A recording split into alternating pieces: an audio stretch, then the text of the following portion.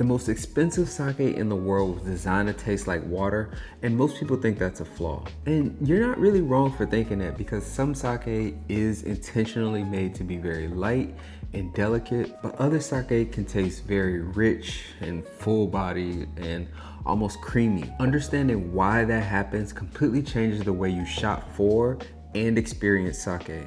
One of the biggest misconceptions beginners have about sake is believing that lighter means cheaper or watered down, but in sake, lighter and more delicate is actually completely intentional. In this video, we're gonna talk about why some sake feels thin or water-like, why other sake feel richer and more flavorful, what actually influences body and flavor intensity, and how to tell what sake you're ordering even if you can't see the bottle. So when people say sake tastes watery, they're usually reacting to two very specific things: low viscosity and low flavor intensity.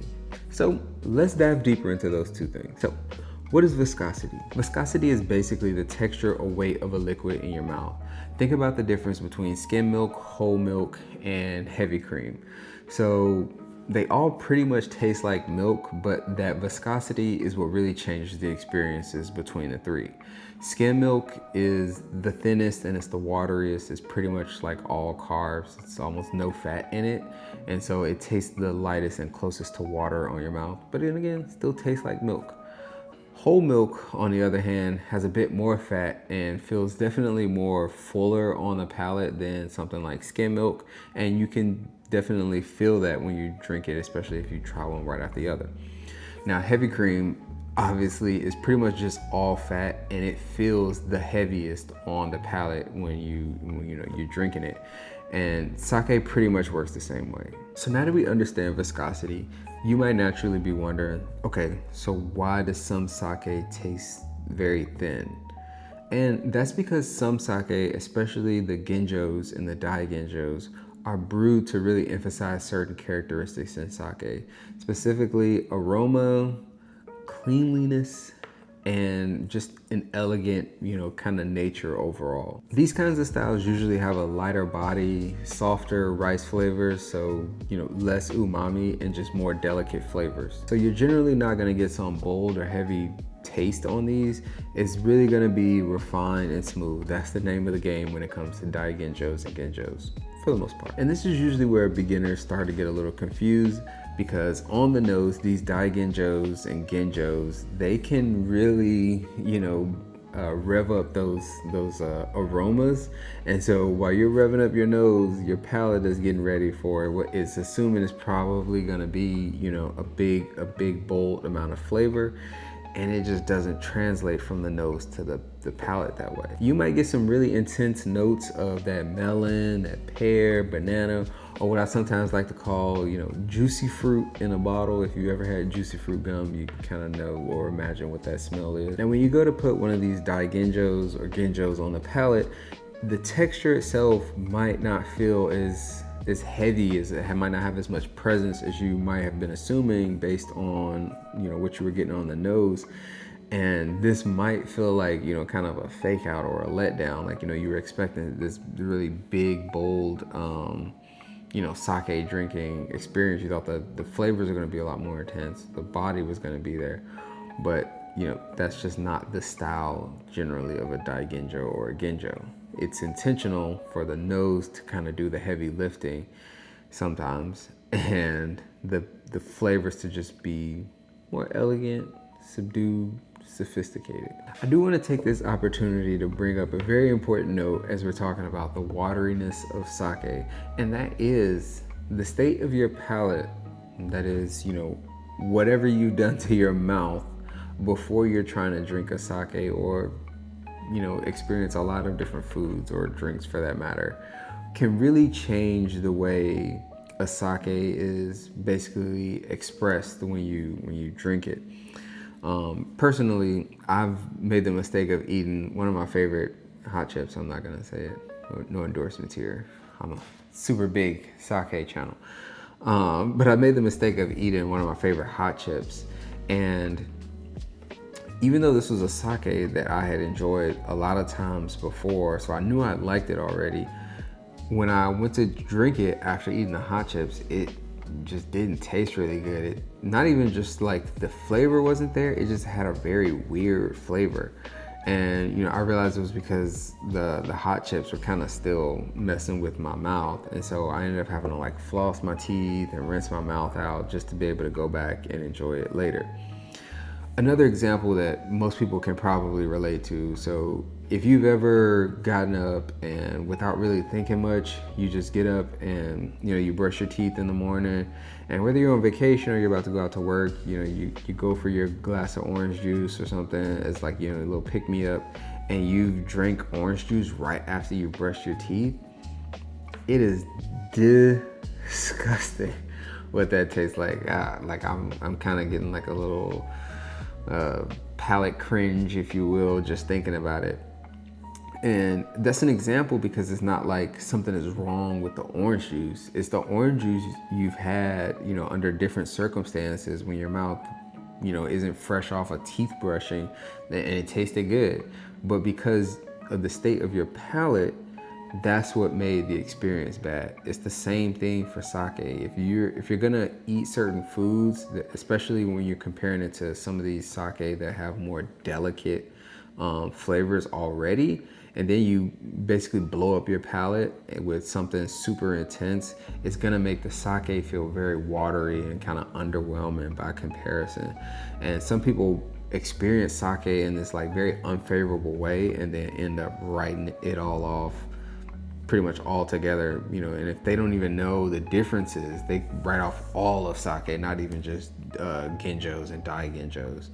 So the way or the state of your palate before you try or you drink any sake, really, it does matter. So that's why you want to be careful or conscious of the type of sake you're having, what it pairs with, so that way you can get the best experience, and you truly understand if this is a sake you enjoy for what it actually is, not because you kind of had it under not the best conditions. Because of kind of needing to prep the battle space, if you will, for some of these more nuanced sakes, this is the reason that some heavier Junmai styles are actually better for beginners, because it's so much easier to pick up on all of the flavors and everything, at least just on the palate. Speaking of richer styles, why do some sake feel more rich, more flavor intense, more umami? Generally speaking, richer sakes tend to hold on to more of the rice character. This is especially common in styles like Junmai, Kimoto, and Yamahai. These styles tend to have a bit more body and have a lot more of that rice character. A lot of that rice character is retained because of the rice polishing of these styles. Very high polished rice removes a lot of the outer layers of the rice grain,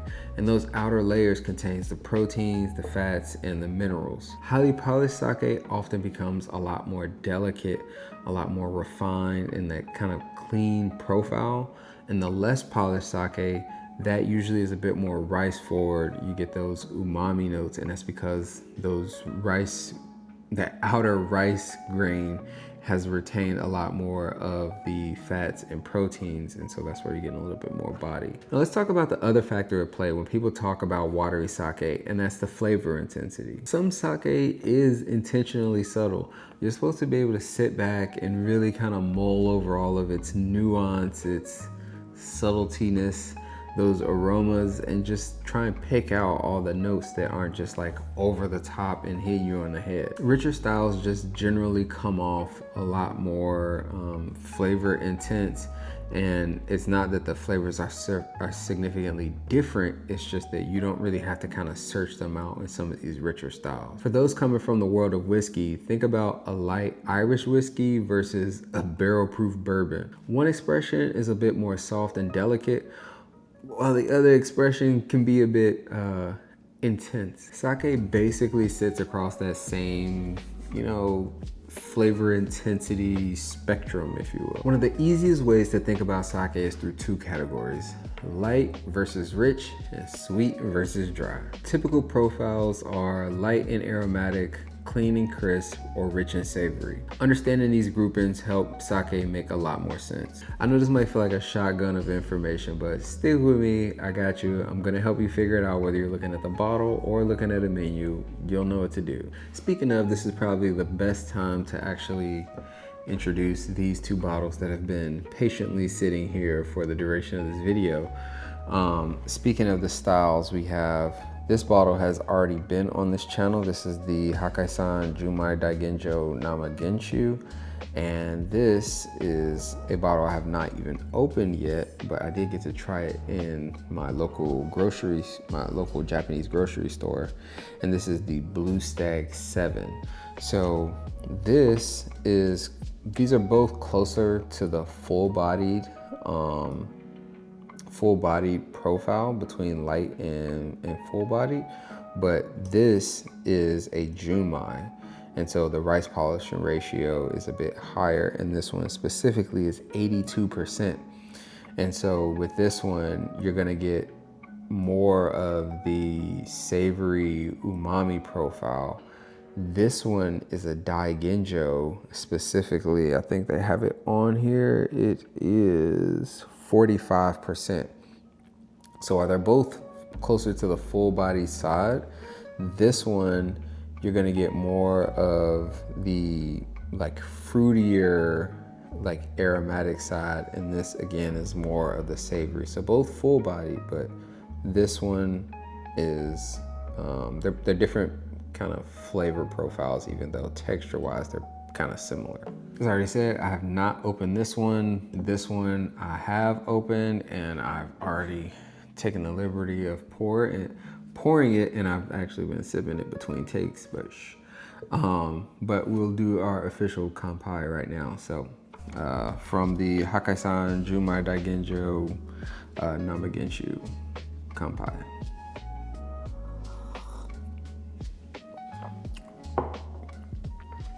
Now, I know I've also explicitly mentioned that, sake is intentionally made to be watery. And intention aside, like, okay, yeah, you probably might be thinking, yeah, I got it. But why is this stuff made intentionally to be tasting like water? Well, first, it's because they want to make something that feels very clean, elegant, and, delicate. It's a skill to make something that tastes that way, even if you may not, particularly want it to taste that way. It's still a skill to get it there. But that aside, because it's made this way and because it tastes and kind of is experienced a little like water, this style, not either of these, but a watery style is very easy to drink. Like you can't, there's no way around that. Not only is it easy to drink, but because it's not some, in your face profile, it makes it very easy to pair with a lot of foods because it's not competing with those foods. And I do want to say, not competing doesn't mean non-existent. It is complementing the food. So it's not the same as, oh, it doesn't taste like anything, but it's complementing a lot of different styles because the flavors aren't so kind of intense, where it's like, if this doesn't exactly match this specific food, the flavors are so intense and it kind of ruins the meal. Speaking of food, let's talk about if you're in a restaurant and you want to order something and you don't know what to order and you can't see all the bottles ahead of time. And even if you can, you just see all like the kanji way off in the distance, and so it really doesn't help you. Here's what to do. If you want something full-bodied, in your face, bling blam, thank you ma'am, you want to ask for a Junmai style, you want to ask for a Kimoto style, or you want to ask for a Yamahai style. Or you can just ask the chef, hey, can you give me something full body? And they'll take it from there. If you want something lighter, probably something a little bit more fruit forward, that's when you go and ask for the Ginjo or the Daiginjo, and they'll hook you up. So I am curious, have you ever had a sake that was extremely light or, tasted watery in your opinion? What did that feel like to you? Did you enjoy it? Did it kind of throw you off? Did you denounce sake from that and that was kind of like your last, time giving sake a shot. I want to know, so let me know in the comments down below. Have you experienced watery sake? And if you did, what was that experience like for you? All right, so here we are. We reached the final takeaway. The sake that confused you at the beginning for tasting watery, it wasn't cheap. It wasn't, you know, somebody cutting corners. It was just speaking a language that you hadn't learned yet. And now you have. Whether you decide to reach for something light and delicate or rich and savory, at least now you're not guessing anymore. So if this channel changed the way you think about what's in your sake glass, even a little, that's why I make these videos. I want sake to feel like something you can navigate with confidence and less like a mystery. And we're just getting started. In the next video, we're gonna go over the 4 major types of sake, so you kind of understand a little bit more on how to order with confidence. And I don't want to give too much away. We'll get into that one in that video. But if that sounds good to you, subscribe to the channel. You don't want to miss out on the next one. You don't want to miss out on stuff you may not know is already out. So, you know, browse the channel if you want. But until the next time, we'll keep learning, we'll keep sipping. Until the next one.